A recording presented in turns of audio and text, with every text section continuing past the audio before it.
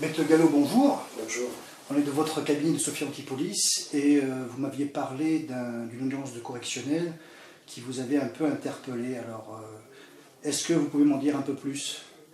Oui, alors, il faut savoir une chose, c'est qu'en correctionnel, comme d'ailleurs devant toute juridiction civile ou pénale, sociale ou autre, rien n'est jamais acquis.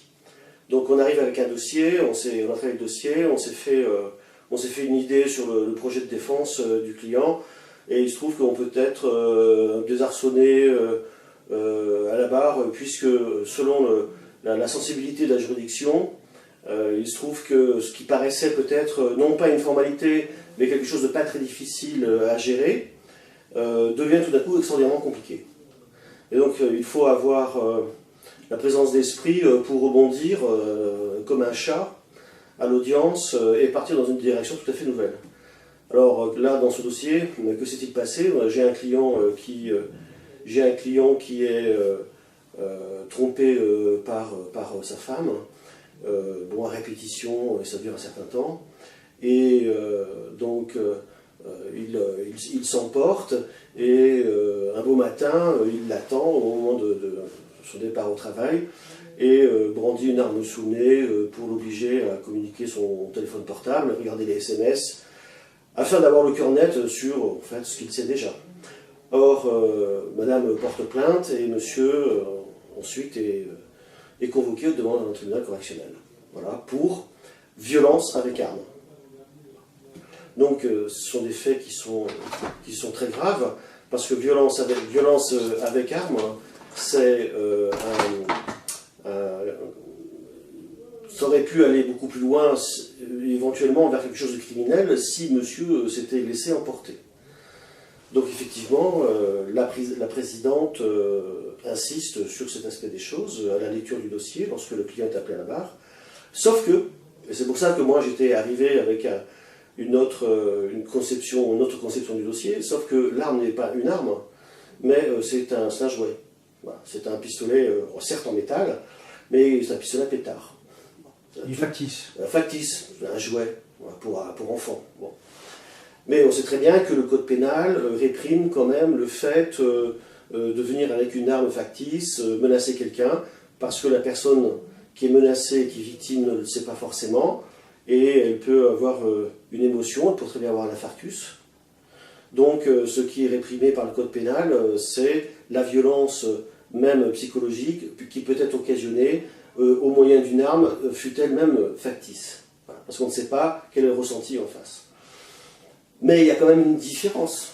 Hein, mais le tribunal le sait bien. Voilà, donc il fait bien la part des choses. Il fait la différence. Je pense qu'il fait il fait la différence, même si au début ça partait pas trop dans ce sens-là. Mais il fait quand même la différence.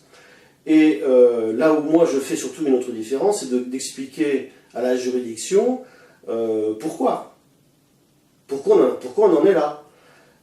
Parce que monsieur s'est pas levé un beau matin en disant tiens, et si je braquais entre guillemets mon épouse. Voilà. Et donc j'explique, alors monsieur explique plutôt que en fait sa femme le trompe. Et réaction surprenante de la présidence, c'est eh bien monsieur, et quand bien même. C'est-à-dire, quand bien même elle aurait trompé... Quand bien même, à la limite, bon, je peux comprendre qu'effectivement, ça ne se justifie pas. La violence, même si elle est un peu artificielle dans ce cas-là, mais à partir de là, ce que je comprends, c'est qu'on ne veut pas comprendre la cause de cette vraie-fausse violence, n'est-ce pas ? Et donc à partir du moment où il n'y a plus l'analyse sur la cause première, pourquoi monsieur en est arrivé là? À ce moment-là, on désincarne le dossier, et ce n'est plus qu'un dossier finalement de niveau de cour de cassation.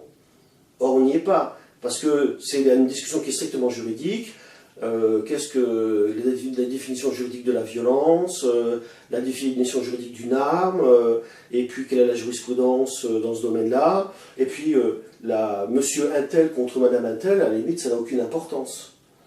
Donc on se situe dans un débat conceptuel et juridique. pour vous, on déshumaniserait votre client si on ne faisait pas attention à sa volonté ou sa raison première.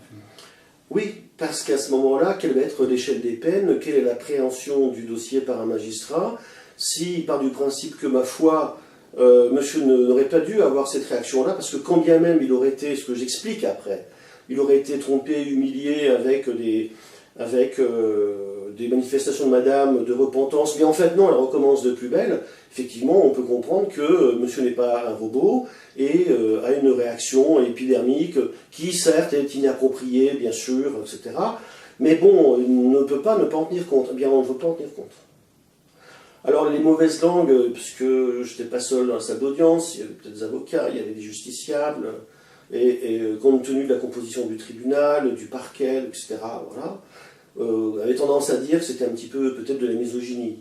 Bon, je ne veux pas jusque-là, je ne pense pas qu'un tribunal puisse faire preuve de misogynie, je ne pense pas, on fait preuve de compétence en droit et puis d'humaine appréciation du dossier. Mais l'humaine appréciation du dossier, est-ce qu'elle a lieu là? Et à mon avis, c'est ça qui me gêne. C'est, à mon sens, non. Ce que je tente d'expliquer, parce qu'il vaudra peut-être au client une peine inférieure et des dommages et intérêts pour la partie civile inférieure à ce qu'elle espérait, parce qu'elle devait monnayer quand même, il faut le dire, cette situation-là. À partir du moment, alors moi j'explique qu'on n'est pas un robot, que monsieur a sans doute eu une certaine humiliation, qu'il a été poussé à bout. Au début, je voulais plaider dans une certaine mesure l'excuse de provocation à laquelle j'ai bien vite renoncé. Et lorsque j'ai abordé le fond et madame, ces aventures, j'ai été interpellé par la présidente qui m'a demandé de ne pas poursuivre dans ce sens-là. J'ai expliqué pourquoi madame, pourtant, n'avait pas saisi le juge aux affaires familiales et que c'était mon client qui l'avait fait, que monsieur aurait dû peut-être effectivement saisir une médiation familiale pour essayer de temporiser et discuter avec madame, et relire son code pénal avant de penser avoir une réaction inappropriée. Mais nous sommes des êtres humains, nous sommes pris dans un faisceau d'émotions. Et ce qu'il faut expliquer au tribunal, c'est cette réaction à chaud de monsieur et qui va donner la raison du quantum de la peine, éventuellement. Voilà. Mais ça, on n'en tient pas compte. Ce qui fait qu'on arrive bon, ça me gêne considérablement, mais ce qui me gêne encore plus, c'est la chose suivante, c'est que dans les réquisitions, qui sont quand même modérées, il y a le fait qu'on demande une obligation de soins.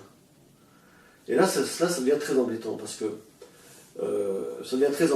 que à partir du moment où le tribunal ne veut pas entendre les raisons profondes de la réaction de monsieur, que l'on juge de toute manière inappropriée, et quand bien même. Donc, la violence très relative de ce monsieur est donc écartée. Et donc la raison est écartée, et donc il apparaît comme étant quelqu'un qui serait pathologiquement violent. Et donc il est requis une obligation de soins. Je ne veux pas savoir, ça n'intéresse pas mon tribunal, mais peut-être un autre juge, la raison pour laquelle vous avez eu cette réaction. Donc je l'écarte. Donc du coup, la violence avec arme ne se justifie plus, ne s'explique plus. Donc c'est que monsieur est pathologiquement violent. Donc on va le soigner. Donc obligation de soins. Ce qui est un simple différent de vaudeville devient une farce un peu tragique parce qu'on se retrouve dans un tribunal correctionnel et on ressort avec une obligation de soins, comme si on était un grand malade. Alors que monsieur a un casier judiciaire qui porte trace d'aucune condamnation, il ne lui est jamais rien arrivé et qu'a priori rien ne lui arrivera plus tard, il ne fera rien arriver aux autres. Et cette obligation de soins, finalement, elle a été demandée par le procureur de la République, c'est ça, finalement? Oui, il a été demandé, il a été évoqué, et puis il a renoncé parce que monsieur n'avait pas de casier judiciaire, mais le tribunal lui a mis il a gardé l'obligation. Un titre de peine complémentaire à garder cette obligation-là. Alors, tout ça pour dire, peut-être que je date d'une autre époque, je ne sais pas, peut-être trop vieux maintenant, je ne sais pas. Mais on voit que les perceptions des choses ont radicalement changé et qu'on introduit beaucoup de psychologisme peut-être à l'intérieur du débat judiciaire, aussi bien au civil qu'au pénal, et encore plus aux assises. Voilà. Expliquer les choses, c'est une chose, mais vouloir faire à tout prix des analyses de pathologie, des obligations de soins, ça me paraît quand même assez hasardeux. Surtout pour quelqu'un qui n'avait jamais été condamné, et qui manifestement n'était absolument pas violent. Quoi. Voilà. Alors, comment dirais-je, le problème vient de là, c'est-à-dire qu'à partir du moment où on enlève la cause première humaine, la réaction humaine, on désincarne le dossier, la violence du coup ne s'explique plus, et donc on va vous demander de vous soigner. Alors pour conclure, mon conseil aujourd'hui à toute personne, mais ça peut aussi bien être un conjoint, une conjointe, un homme, une femme, ça marche dans les deux sens. Si un jour vous avez un problème de ce genre-là, ou tout autre type de problème où on pourrait juger que vous avez été violent de manière inappropriée, violent réellement ou violent de manière factice, mais violent quand même, donc, vous vous poserez bien la question de savoir si la réaction que vous allez avoir est appropriée ou inappropriée. Vous ferez une lecture du code pénal pour voir si éventuellement votre réaction ne tombe pas sous l'application de la loi pénale. Si oui, vous vous en abstiendrez. Et si vous sentez que c'est un petit peu difficile, ben, vous irez voir un médiateur. Et puis, vous vous ferez convoquer votre mari ou votre femme à une médiation pour en parler.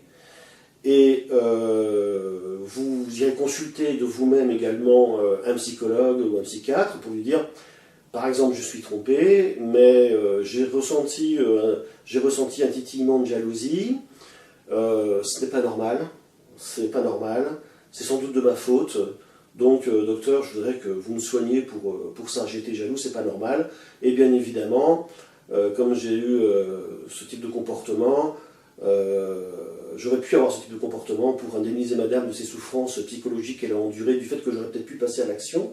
Je lui attribuerai des dommages et intérêts pour un préjudice moral, psychologique, une souffrance intolérable qu'elle aurait pu subir. Voilà.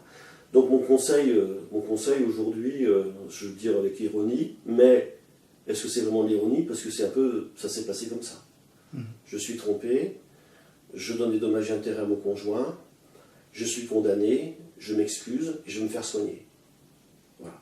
Alors la situation est un peu ubuesque, mais elle est réelle, et c'est de ça dont je voulais vous parler, parce que, sans aucune misogynie de quoi que ce soit, parce que ça peut se passer dans l'autre sens, donc c'est pas du tout le problème. Le problème est qu'aujourd'hui, avec l'irruption des données sociologiques, psychologiques, etc., on vient mélanger le droit, en fait, la règle de droit, avec ces nouveaux paramètres, parfois en vidant d'ailleurs une simple réalité humaine dont on ne veut pas entendre. Je vous remercie de m'avoir posé cette question, parce que en l'exprimant moi-même, en le verbalisant, peut-être que moi aussi je me soigne.